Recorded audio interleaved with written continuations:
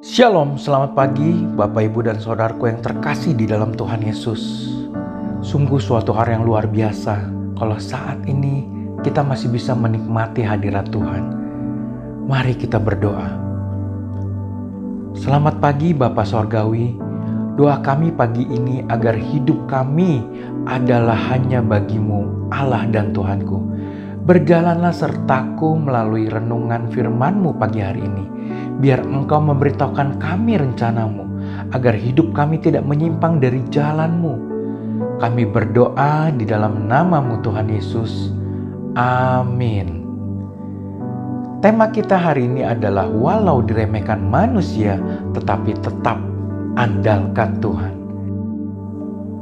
Firman Tuhan dari kitab Hakim-Hakim 8 ayat 13-16. Kemudian kembalilah Gideon bin Yoas dari peperangan dengan melalui pendakian Heres. Ditangkaplah seorang muda dari penduduk Sukot. Setelah ditanyai, orang itu menuliskan nama para pemuka dan para tua-tua di Sukot untuk Gideon. 70 orang banyaknya. Lalu pergilah Gideon kepada orang-orang Sukot sambil berkata, "Inilah Sebah dan Salmuna yang karenanya kamu telah mencela aku dengan berkata, sudahkah Sebah dan Salmuna itu ada di dalam tanganmu, sehingga kami harus memberikan roti kepada orang-orangmu yang lelah itu?" Lalu ia mengumpulkan tua-tua kota itu, ia mengambil duri dari padang gurun dan onak, dan menghajar orang-orang Sukot dengan itu. Saudaraku, siapakah orang yang berhasil? Seseorang dapat dikatakan sebagai seorang yang berhasil apabila ia memiliki sesuatu yang dapat dibanggakan. Misalnya rumah mewah, mobil emas, deposito di bank, dan juga jabatan atau kedudukan yang mentereng dan sebagainya. Itulah cara pandang dunia tentang keberhasilan di dalam diri seseorang. Dunia selalu melihat keberhasilan sebatas hal-hal yang lahiriah atau yang kelihatan secara kasat mata. Tidak peduli apakah didapat dengan cara yang salah atau menyimpang dari jalan Tuhan, orang-orang seperti itulah yang dikagumi, disegani, dan memiliki banyak sahabat, juga saudara.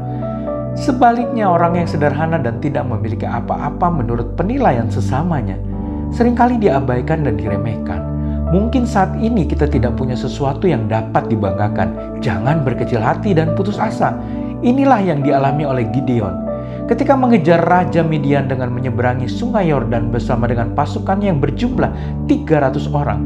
Sampailah Gideon dan pasukannya di Sukot. Lalu berkatalah Gideon kepada orang Sukot, "Tolong berikan beberapa roti untuk rakyat yang mengikuti aku ini, sebab mereka telah lelah dan aku sedang mengejar Sebah dan Salmuna Raja Midian." Tetapi permintaan Gideon ini ditanggapi dengan sinis.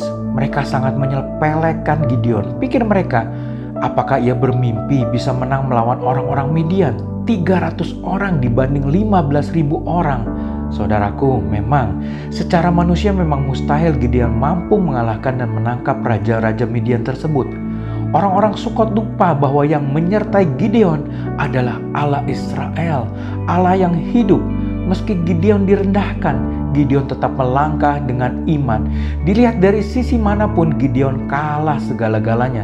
Tetapi yang menyertai dia adalah Allah, yang adalah sumber dari segalanya. Dan di akhir kisah ini dinyatakan bahwa orang-orang Midian bertekuk lutut di tangan pasukan Gideon, dan orang-orang Sukot pun mendapat malu. Saudaraku, marilah kita lebih lagi mengandalkan Tuhan.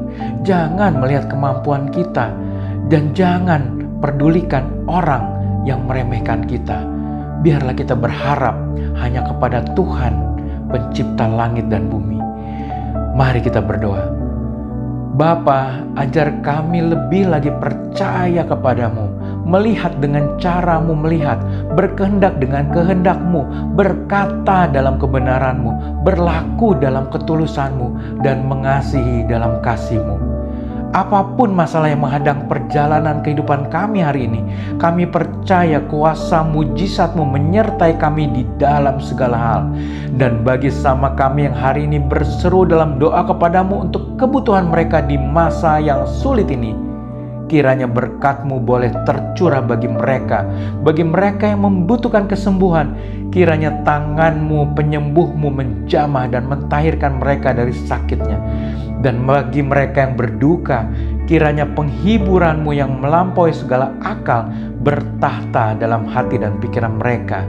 Kami berdoa hanya di dalam nama Putra-Mu yang tunggal, Tuhan kami Yesus Kristus. Kami telah berdoa. Amin.